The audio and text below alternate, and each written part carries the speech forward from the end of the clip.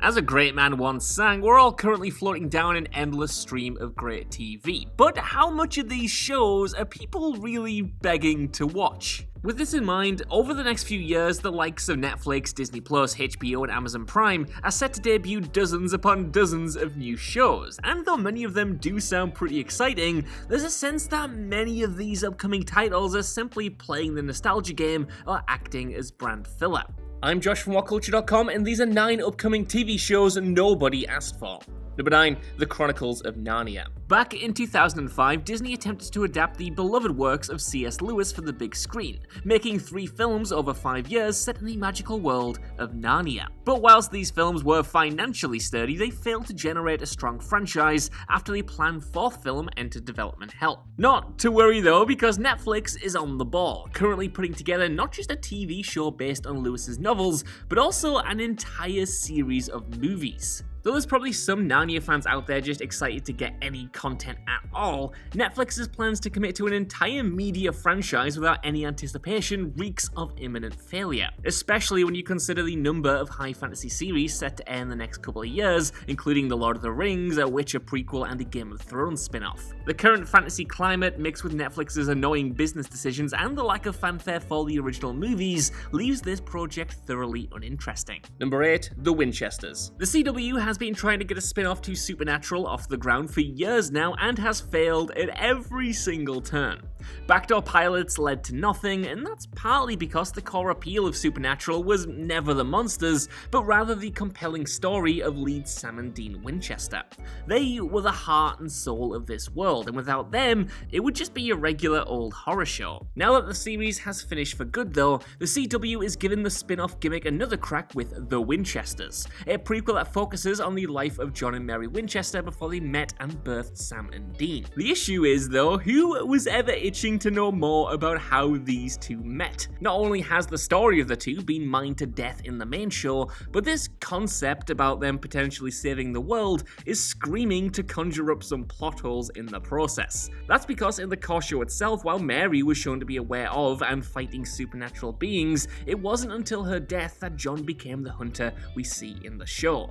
Consequently, there isn't much space here for the show to even explore. Number 7, Reacher. Okay, credit where credit is due. Amazon have found the perfect Jack Reacher in the underrated Alan Ritchson, who's about as physically close to Lee Child's most iconic character as it can possibly get.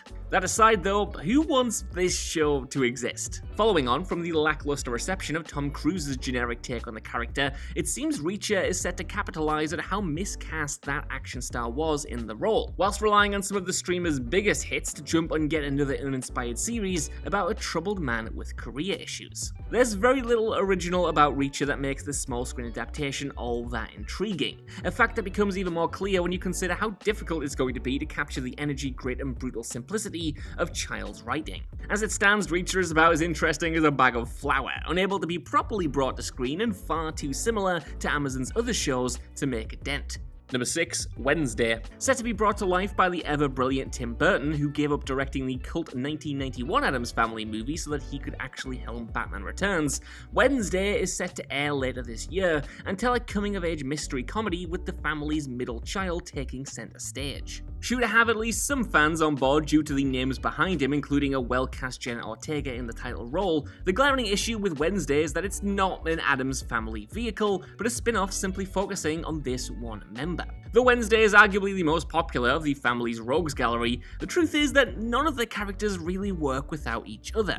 Their destructive and macabre relationships forming the bulk of the comedy that brings to life their endearing twistedness and eccentricities. It might end up being fun, but the lack of major involvement from the rest of the Addams clan is definitely not what audiences are after, at least on paper.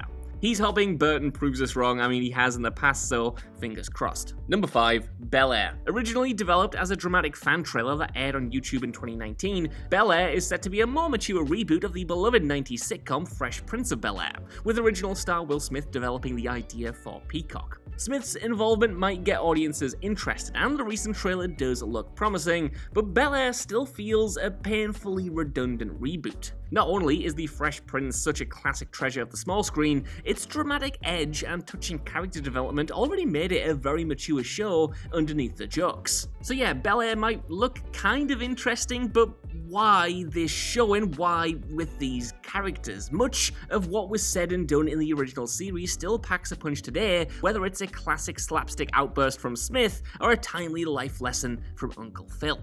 Number 4, The Witcher Blood Origin. Despite The Witcher being barely 2 seasons in, Netflix already have a prequel series in the works, which is said to be set over 1,000 years before the mainline show in a bid to explore the creation and struggles of the very first Witcher. Though The Witcher, headlined by a rarely better Henry Cavill, has been one of Netflix's most popular properties of late, it's hard to hear about Blood Origin without groaning at the streaming service's continued insistence on turning everything into a franchise without any time to let things breathe on their own. There might be some stuff going for it, but there's no denying that the show feels both rushed out and unearned, considering that The Witcher itself only has 16 episodes to its name.